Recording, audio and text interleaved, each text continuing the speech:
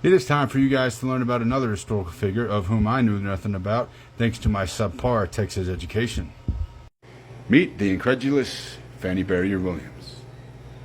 Born in Brockport, New York on February 12, 1855, the youngest of Anthony and Harriet Barrier's 3 children, she always described her birth home as sweet and delightful. She then went to attend Brockport Normal School, which was a college for teachers, and she was the first African American to graduate from there in 1870. Her family was also very religious, having attended the First Baptist Church at Brockport. Theirs was the only African American family in the congregation, and each of them was very active. Fannie Barrier frequently sang or played the piano, and Anthony Barrier was a clerk, trustee, treasurer, and deacon of the church, and Harriet Barrier led a woman's Bible class. Kind of crazy that they were leaders of a church and they were the only black family there. After she graduated, she enrolled in the School of Fine Arts in Washington to study portrait painting and found herself surrounded by screens that separated her from the other students. In response to her complaints, she was informed that that was the only way she could remain in the class.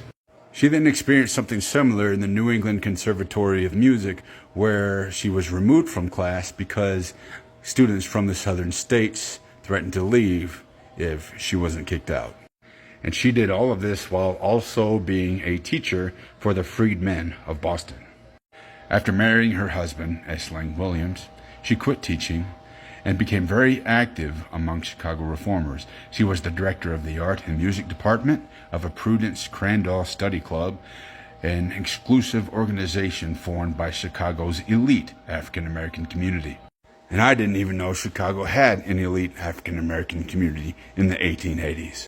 Her and her husband then went on to work at the Hyde Park Colored Voters Republican Club and the Taft Color League, and being an associate of both Frederick Douglass and Booker T. Washington, she represented the viewpoint of African Americans in the Illinois Women's Alliance and lectured frequently on the need for all women, but especially black women, to have the right to vote.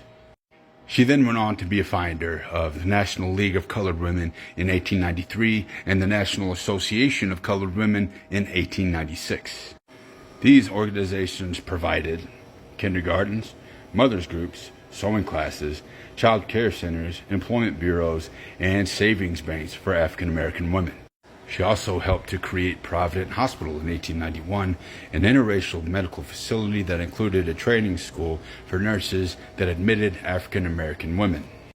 She was also instrumental in the creation of the Frederick Douglass Center in 1905. She was also both the first African American and the first woman on the Chicago Library Board. She also gained recognition for waging a battle for the representation of African Americans at the Columbian Exposition of 1893 in Chicago.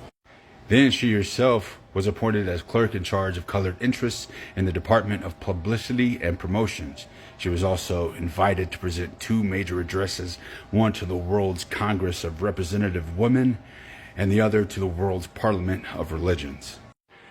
Now, I don't have time in this one video to go over her many accomplishments, but quite possibly her greatest accomplishment was being a founding member of the NAACP. And here we are again with an intelligent, powerful, stunningly accomplished black woman of history, and I knew nothing about her before today.